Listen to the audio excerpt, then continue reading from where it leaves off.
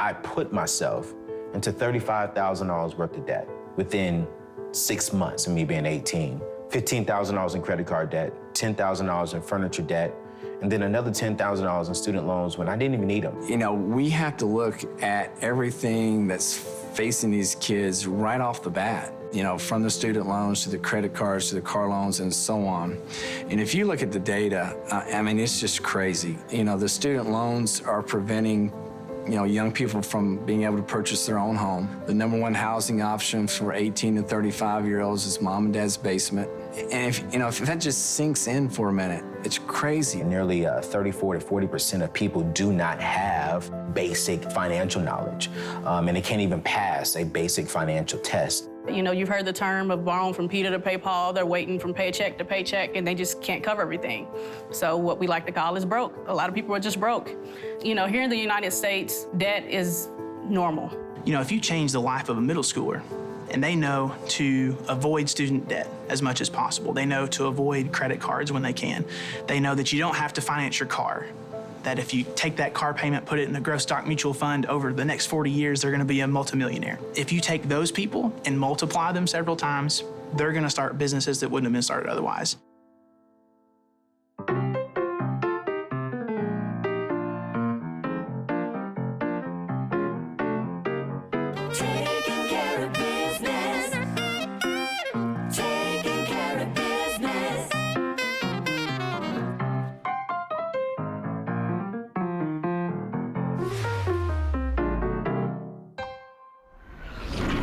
You know, for many Americans, talking about money is at least as uncomfortable as discussing sex. A recent Charles Schwab study found that most parents felt better prepared to give their teens advice on the birds and the bees than on investing. Now, that taboo may explain why Americans are so inept when it comes to making some of the most important decisions of their lives. Millions of Americans accumulate unmanageable debt. They fail to save for a rainy day and retirement, and make countless other poor financial choices that eventually cripple them. But before railing against consumer stupidity, consider this. It's not always their fault. Many of those bad decisions are caused by a lack of knowledge. Millions of households have gotten themselves into mortgage debt they never should have gotten themselves into in the first place. Young adults eagerly take on credit card debt and student loan debt at a shocking pace. And the worst part of all this is that most who take on these myriad forms of debt really didn't understand what they were getting into or agreeing to. Americans' lack of basic financial literacy is nothing short of a national crisis. I am a product of the world. I was not educated, whether at home or school, how to deal with money. So a lot of mine have been the school of hard knocks. I've made a lot of mistakes. You know, as parents, you always tell your kids, I've been there, I know, you know, listen to me. So I'm trying to do the same thing through financial literacy. So, you know, a lot of what I'm teaching, I have already experienced. I knew from my personal story that, you know, I didn't have a major financial literacy class in high school. I didn't have it in middle school. I definitely didn't get that in college. And when I graduated, it was up to me, you know, as head of my household, to go and find those things. I don't want that to be the story for everybody in our community. When we first got married, we didn't know exactly what we were doing. No jobs, no place to live except for with her parents, her being pregnant. Very pregnant. My parents gave us some land to put a mobile home on. We had the septic tank dug for a house. We were gonna buy a house someday, and a little trouble with commitment issues, ended up living in that mobile home for 12 years. So we did that, and we paid off everything except for the student loans, and then we bought the house. A $300 trailer payment to a $1,500 mortgage. We had to buy appliances and furniture. It just snowballed and got out of control. The debt rose back up to about $67,000 or so. And it wasn't until really just a couple of years ago that we truly got it, you know. It's not a knowledge problem, it's truly a behavior problem. The key, you know, to truly make an impact was to make a huge shovel. So the minimum payment on that student loan would have been $167, but we made the size of our shovel $2,500. So we were making several $2,500 a month payments, and we did it. Got it out of the way. Yeah. So when I walked around the college campus, I'll never forget, there was this long line of banks lined up. And this one guy just jumps out in front of me and he said, "Hey, would you like a credit card?" I was like, "Credit card?" He was like, "Yeah, so if you fill out this credit card application, I'm gonna give you 2 free large pizzas and 1 free t-shirt."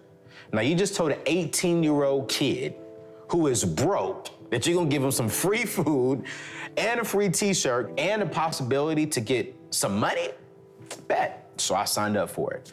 Within a matter of 13 hours, I spent $500 and my credit card limit was $500. So I do exactly what everyone else does in America. I make the small minimum payment. I send it in, about a month later, the credit card company sends me a letter back saying, "Hey, Mr. O'Neal, thank you so much for making your payment on time. We see that you're a college student and you can use an increase in your credit limit. So we've upped your limit from $500 to $1,000. You just gave an 18-year-old $500 more?" And I'm like, "Okay, cool." That was going within a matter of 45 minutes. I put myself into $35,000 worth of debt within 6 months of me being 18. $15,000 in credit card debt, $10,000 in furniture debt, and then another $10,000 in student loans when I didn't even need them because I had a scholarship and I had my father's GI Bill. But I lost everything that I had. I lost my job, I lost the resources for school, I also lost my apartment. And when I lost my apartment, I thought I was going home. But me and my father just got into a real bad argument. He said, "Hey, you told us you're a grown man. You do not want to listen to us, so you're not coming home. A grown man is going to fix his own issues." He knew that if I allowed Anthony to come home, Anthony would never become a grown man that he is called to be. And I'm taking baths at the Boys and Girls Club, the YMCA, looking for jobs, odd jobs here and there, and it was rough. I'll never forget the last day. The last day, it's funny now, but it wasn't funny then. A young lady had called me. I just met her at the mall, and she was like, "Hey, some friends and I are about to get a blockbuster movie." I would notice that it's 10 o'clock at night. The Boys and Girls Club is closed. The YMCA is closed. And I do not want to go over there and not smell appropriate. So I went and got the Dawn dish detergent that I used to wash my car, got the bucket, went to the side of Walmart, filled it up with cold water with the Dawn dish detergent, and I go back to my car. And I get in the back seat of my car and I start washing myself with Dawn dish detergent. I start washing myself and somehow I ended up in the middle of my back seat. And I have soap suds from my neck all the way down. And I see myself in the rear view mirror. And my whole world shifted right then. I see this young kid in the back of the seat, naked, washing himself in the back of his car. And I just broke down crying. And what was so funny is that night, my father found me and he said, "Come on home." He said, "I think you've learned your lesson." And I went on home and my dad gave me a Dave Ramsey budget form years ago. And he was like, "Anthony, what you're gonna do is you're gonna write out every single person that you owe." He said, "So what you're gonna do is you're gonna get a job and you have 6 months to get yourself back on your feet. And I'm not kicking you out, but I'm gonna usher you out this time." And I said, "Yes, sir." My very first job was a bill collector, was calling people, collecting credit card debts. And it was so funny now because I'm like, man, I was sweating because one of the credit card companies I was collecting for, I also owed them. So while I'm on the computer machine calling people, every time I hit enter to go to the next one, I was sweating because I don't want my name to come up and I'm in trouble. And so that was the very first credit card that I ever paid off. I was like, yo, I need this job and I do not need my name to come up in the system. But for years, I did that, and I got myself out of debt in a matter of 3 to 5 years. Today, I'm 34 years old, completely 100% debt-free. The President's Advisory Council on Financial Literacy defines personal financial literacy as the ability to use knowledge and skills to manage financial resources effectively for a lifetime of financial well-being. Personal financial literacy is more than just being able to balance a checkbook, compare prices, or to even get a job. It also includes skills like long-term vision and planning for the future, and the discipline to use those skills every single day. In the U.S., we make great efforts to teach our children to read and to write, but we don't give their financial literacy the same attention. As a result, few young people know how to manage their personal financial lives. And they don't know because, in all likelihood, their parents don't know either. So this becomes a generational problem. I think financial literacy really has two parts, that an overall thing that we want to accomplish. Again, showing all the landmines out there for young people and preventing them from getting into trouble financially at an early age. But then on the flip side of that, showing them how they can build wealth, at the minimum, building a retirement that they can live on, and just an overall principle of how money works in America. Financial literacy does not mean millionaires, a lot of money. It just means the basic understanding of money. For an example, what is a Visa and MasterCard logo? What is that? What is a credit card or debit card? What is that? How do I prepare myself to be a homeowner and to purchase a home? That's what we call financial literacy, is knowing the basic knowledge of all things around money. Financial literacy is education to know how to handle and manage your money. There's a lot of different aspects to it that you kind of have to dig into, but the biggest thing is making sure that your income will cover all of your expenses and you're not overspending. So nearly 72% of people are living paycheck to paycheck, and then also nearly 40% can't even afford a $400 emergency. If you look at the statistics, for financial literacy, you will see that bankruptcy is a high percentage in the United States, but it's because you spend more than you make. Everybody's, the old saying, you got to keep up with the Joneses. Well, not necessarily. They're broke. The Joneses are broke. Yeah, Joneses are broke. You got to keep up with your own self. And don't worry about the Joneses, because they're broke too, just like you are. You really have three things you can do with your money. It's either save it, spend it, or give it away. The U.S. is big at marketing and wanting you to spend as much money as you can get. The other thing that we're very good at is causes. We want you to give and help breast cancer. We want you to give and help, St. Jude or whatever it is. Give money to this. But the one that they're not looking at is saving for your future, whether it's investing, into retirement or saving for a rainy day. Let's just look at right now millennials. When we look at them, nearly everyone that graduates now is going to graduate with $38,000 to $40,000 in student loan debt. On top of that, with about $15,000 in credit card debt. The average person is going to graduate college with a job making about $35,000 to $38,000. But wait a minute, they're only making $38,000, but they're already nearly $50,000 in debt before they get started. That's bad. That is unhealthy. From the student loans to the credit cards to the car loans and so on. And if you look at the data, it's just crazy. The student loans are preventing, young people from being able to purchase their own home. The number one housing option for 18 to 35-year-olds is mom and dad's basement. And if that just sinks in for a minute, it's crazy. Average person paying off their student loan at 42. Well, what does that mean? Well, that means they're now seriously behind on saving for their retirement. So while we have a retirement crisis now, which is the generation above me, what's their retirement crisis going to look like if they've got student loans until they're age 42? And as a country, I really hope that we seriously sit down and say this has serious ramifications that we have to figure out as adults. Well, a lot of people just don't know how to prepare a budget in general. You want to have a positive cash flow. You want to have money left over from your check after you pay all of your necessary expenses. And a lot of people just don't. Here in the United States, debt is normal. A lot of people have more than one credit card. A lot of people have, a lot of other types of loans that they're dealing with and feel like they can just pay the minimum payment. As long as I can pay the minimum payment, I'm good, but not realizing that in the end, it's really impacting the future for them. Well, some of the key principles to financial literacies that we cover, we talk about savings and the importance of savings, and really saving for three things: the emergency fund, saving up and paying cash for large purchases, and also saving to build wealth.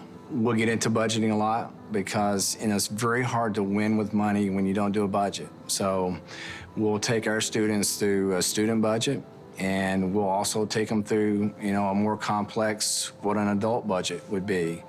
And in today's modern world, being able to do it online is something that we can do fairly easily. There's really not much excuse for not doing a budget. Okay, my favorite budgeting tool is EveryDollar. I look at that tool every single morning I wake up, and I want to know, okay, hey, here are my spending limits. Here's what I can spend on food.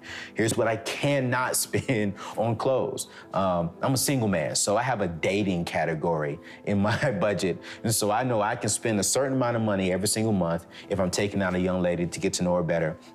And once I hit that, I'm sorry, we got to go out next month, babe, because I can't afford to do it right now. But again, it's on paper. I know my limits because I'm focused. Millions of Americans are buried in debt. The financial and emotional stress can oftentimes be crushing and unbearable.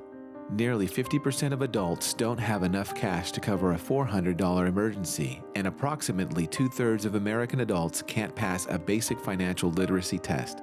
It's a problem that affects every age group in our population, including young adults who take on student loans and credit card debt without fully understanding what they were agreeing to. We all want to make good financial decisions to ensure success and stability for our future, but most of us have never learned how to do this.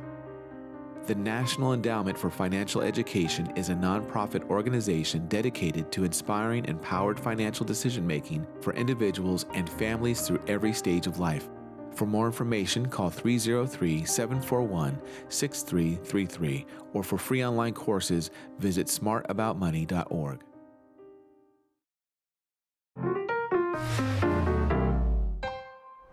So how and where can we instill the basic knowledge of financial literacy into the next generation? Well, the classroom is where many Americans learn to read, write, perform arithmetic, and speak a foreign language. So can it also be the place where they master important financial concepts, such as how to manage debt, improve credit, take out student loans, and plan for retirement?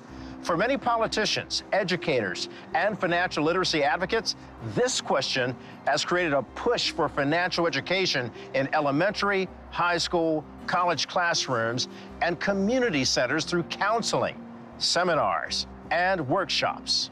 I think it's something that I realized I missed when I was in high school. And then when I saw the kids gravitate to this, about 10 years ago now, comments from parents, quite frankly, that, this was the class that they wished they'd have had. And of course, I identified with that perfectly. And then really just, you can see the empowerment in the kids and how they take to it. They're so thirsty to learn how money works in the real world. Part of that is probably they've seen what's going on around them, inside the house, outside the house. And I really think there's 3 areas that we really failed in America. We're never really good about talking about it around the kitchen table, at home. I grew up in an era that, you just didn't talk about money much. There wasn't much questions. You didn't ask mom and dad how much they made. We just had enough money to get by. But at the same time, you didn't learn very much. We've never done it in school, per se. And, I wasn't taught that in school. I'm a business major, so I had a bunch of the classes, but did I really know how money worked? No, even through the college level. And then the other place, I never heard it at church.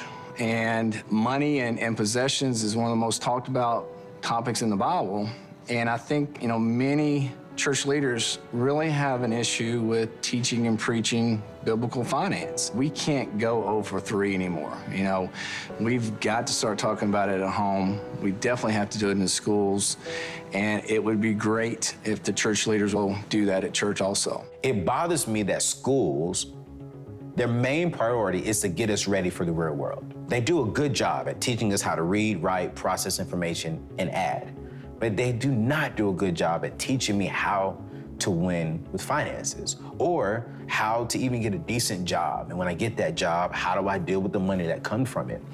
Every school needs to have a mandatory financial course that every student has to take. So by the time they do graduate, they didn't complete the class, it's already inside of them. And I think that's so important. But I do think that teaching financial literacy or financial peace or even just basic core skills of what does an online balance mean? How can you keep spending money?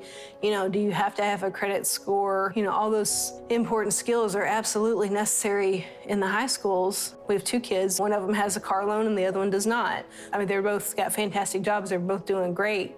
So it's just a difference in, how serious are you about saying no to debt, to credit. We reached out to Ramsey to get a system in place to where there are layers of truth that are revealed in middle school, in high school, maybe in college at some point or multiple points along the way. Because at that time, we realized very quickly that, if you change the life of a middle schooler, and they know to avoid student debt as much as possible. They know to avoid credit cards when they can. They know that you don't have to finance your car, that if you take that car payment, put it in the growth stock mutual fund, over the next 40 years, they're gonna be a multimillionaire. Things like that, if you take those people and multiply them several times, they're gonna start businesses that wouldn't have been started otherwise. Then our bank, and all banks, are gonna serve those folks as business owners that never would have been in the first place. That is the kind of thing that can change not just our community, but our entire economy. We are now serving folks in a system of different kind of checkpoints. So we now have 21 public schools that don't have to worry about not knowing those types of things. And then we offer one-on-one coaching after the fact, where we tailor, we'll help someone build a program that can get them really moving in the right direction with life. So it has snowballed from those first few days into something that now we barely have enough people to handle, because the need is there. Word has gotten out that we help with this. And now it's gone statewide in a lot of ways through Financial Literacy Initiative and the Financial Literacy Bill, which is kind of another story. Well, the bill is actually very simple. The Department of Education is in charge of setting up a financial literacy course, a half a credit, that all public high school kids have to take. I got a call from the Dave Ramsey folks and say, hey, would you be willing to try our curriculum? I had a class of 20, tried it out, and I remember going home to my wife and said, honey, you guys sit down and watch this with me. And so I learned right there with the kids. What we did was, decided that we were going to do a 180. We paid off $36,000 in about 9 months, and that kind of totally changed their lives. I've been there at the adult level that I don't want these kids to have to go through, so I can really identify with helping them prevent problems. Well, really back in 2008, when we first started doing this, I went to my administrators and said, I'm seeing things in the classroom that I've never seen before. Could I do this next year? And so we had a couple of months to do that. And to their credit, they said, sure, go with it. And then you would continue to get feedback from parents about now they're starting to have, their kids are coming home asking questions about money. So it kind of started that conversation at home that had probably never really been there. I started meeting with some outside groups to see, could we get this going statewide? We'd take a couple steps forward, a few steps back, and finally got a bill filed about what would be 3 years ago. So we had 2 failed bills along the way. It was a long process, but finally our governor signed the bill. Starting with the class of 2023, we'll have to have financial literacy to graduate. We really want to ensure kids have it. And yes, we have to call it a graduation requirement, but financial literacy does not bypass anybody. It affects 100% of the kids for 100% of their life. When you do something less than a mandate, you're not getting everybody. And then as an adults, we know they're going to have to know how to handle money. There are 2 main reasons why more parents don't talk to their kids about money and help them develop critical financial literacy skills.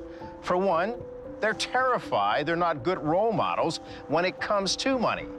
And second, many parents feel like they don't know a lot about money and they don't have the confidence they can teach their kids about it. But the critical truth is this: it's important that parents engage their kids in the financial aspects of their family life, and that it's okay for parents to learn right along with their kids. We think we need a PhD in finance to be able to teach our kids, but that's not true at all. All we need to do is talk out loud about what we're doing as we're going about our daily money management. I think the biggest thing is that financial literacy starts at home. My parents did not pass down financial literacy to me, so I kind of had to figure it out myself, which you're gonna have people that do that, but that's the reason why you also, as an adult, can also learn. It's never too late to learn and be able to pass it down. And one thing I'm recommending to the parents, just remember, that more is caught than taught. So make sure that they see you budgeting. Make sure that they see you going grocery shopping and choosing the right stuff. Make sure that they see you not having a car note, but you're paying cash for the car. Make sure that they see things so that way it's relevant to them now. And when they grow older, they're like, oh, wait, my mom and dad never had a car note. My mom and dad always told their money what to do, not wondered where it went. I think it's up to us at the end of the day. And we can put books in front of students all day long, but it's up to us as parents, it's up to us as adults who may not be well-versed in money management. We've got to take that on ourselves. As the next generation of young adults comes up in our homes and our schools, there are a host of critical lessons we must teach them. But surely, the lessons of financial literacy are as important as any of them. Imagine raising an entire generation of adults who understand the value of money, how to put it to work for them, how to save and invest it, and how to ensure a stable financial future for themselves and for their children. Imagine the confidence and peace this would instill, and the tremendous freedom this generation would enjoy. You know, we've been beaten up for 40 years. Since the credit industry took off in the 1970s, it's never been countered with any education. And, you know, we have to put on the brakes a little bit and say, hey, we can't lose another generation. We have to do something about it. It's our responsibility. We know, we've figured out how money works at some age. Let's do it at an early age where it prevents all that. So to every parent that's watching right now, make sure that you're having that conversation. Make sure that your kids are watching.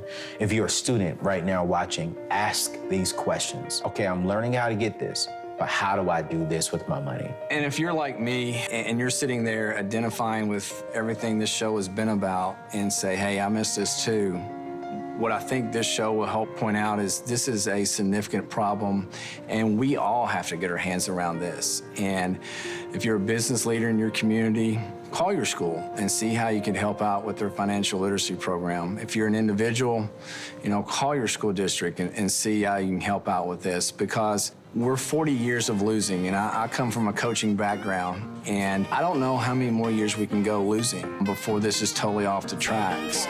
Business.